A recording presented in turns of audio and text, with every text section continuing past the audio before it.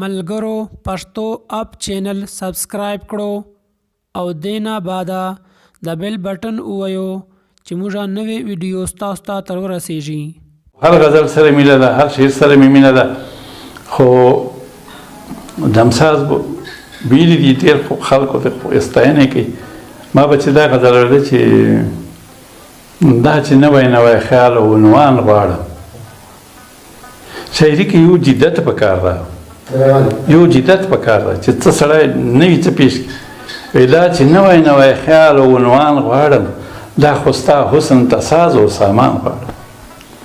زه چې څومره خواري کوم دا تا حسن بوسټ کولو دپاره او هر سړی د نوي یار په تکل وځي. زه تر خاورو لاندې شوی جانان غواړم.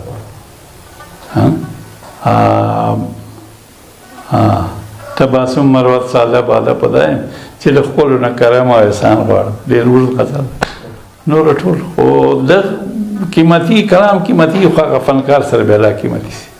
د تبسم مروت صاحب په شعر و شاعرۍ کې زیات رجحان غزل طرف ته دی. وایي چې د شعر و ادب هر صنف ماته زړه پورې ښکاري، خو زما عشق او مینه د غزل سره ده، ځکه چې غزل زه خپل روح او ځان ګڼم. ډېره مینه ډېر ځان چې غزل طرف ته و. خو څه به چاته وایي، نو ما غزل ډېر خوښ ده. ستا په مینانو کې ښاغلي ستا، ستا په مینانو کې ښاغلي ستا، ډېر له سرو ماله تېروتلي ستا. ناست وي په محفل کې خو هیڅ نه وایي، ناست وي په محفل کې خو هیڅ نه وایي. سترګې یې ږغېږي داسې غلي ستا. ته یوازې نه چې نازولی، ستا په شانې نور هم نازولي ستا. مکته دا وایي لالې تبسم مروته ویښ نه کړل، لالې تبسم مروته ویښ نه کړل، ډېر ښکلي مروت را خوبولي ستا. او ما یو غزل کې شعر وایي چې د وخت په چغو نه راپورته کېږي، چې د وخت په چغو نه راپورته کېږي، خدای دې نه کاندي څوک هسې خوبولي. سر و مال مې ستا په عشق کې دی بایللي، ستا لا بیا هم دي په ما باندې ختلي، په ما باندې احسان ګڼې. سر و مال مې ستا په عشق کې دی بایللي، ستا لا بیا هم دي په ما باندې ختلي. غزل مطلب ده وی زما د ډېرو خدمتونو بدل دا راکوي چې د رقیب په خوله صنم ما ته سزا راکوي. زه تبسم مروت مدام شکرګزار د رب یم، مرضي خپله د سزا او که جزا راکوي. ښاغلی تبسم مروت صاحب په شاعرۍ کې د چا شاعر باقاعده شاګرد نه دی پاتې شوی او نه باقاعده شاګردان لري، ولې هغه خپله دا خبره مني چې د شعر و ادب هغه ټول شاعران زما استادان دي چې ما یې د کلام نه استفاده کړې ده.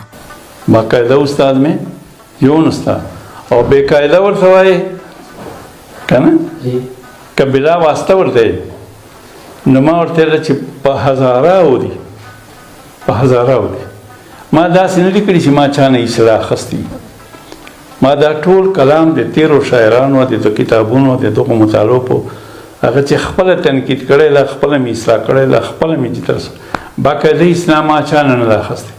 خو ما درس صاحب ته هغه جواب ورکړی و چې زه د ډېرو شاعرانو شاګرد یم بلا واسطه، که هغه د فارسي دي، فارسي شکر د ما ویلې ده او داسې راځي لکه اردو ژبه.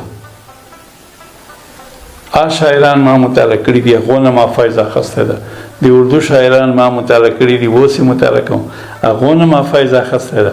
د پښتو شاعران ما مطالعه کړي دي، حمزه صاحب دو او بیزل صاحب دو، مطلب د علي خان صاحب، حمید بابا، خوشحال بابا، رحمان بابا، اوس د طاهر کولاچوي صاحب، د ټول منتظر صاحب، د درس صاحب، د مجذوب صاحب، د ټول دا ما مطالعه کړي دي. دغو موږ مشاعرې سره کې دغو ټولو نه ما فایده اخیستی ده. نو په دغه لحاظ سره دا ټول خلک ما استادان دي او بې شمېره استادان مې دي، خو چې باقاعده اصلاح ما چا نه اخیستی داسې مې یو استاد نشته. ښاغلي تبسم مروت صاحب د پښتو ادب سره سره په اردو ادب کې هم طب ازمایي کړې ده. د خپلې اردو شاعرۍ غټه ذخیره خوندي لري. ما اردو شاعري هم کړې ده، ډېره ذخیره ما سره موجوده پرته ده. اردو غزل یہ ہوگا ہونٹ کتنے شیرین ہوتے ہیں، ہونٹ کتنے شیرین ہوتے ہیں، بخدا انگبین ہوتے ہیں، جن پہ بجلی کو رشک آتا ہے، جن پہ بجلی کو رشک آتا ہے، بازوئے مرمرین ہوتے ہیں، خون پیتے ہیں جو غریبوں کا، خون پیتے ہیں جو غریبوں کا، وہ بھی اہل زمین ہوتے ہیں، عشق والوں میں تبسم مروت مروت 2-3 ہوتے ہیں.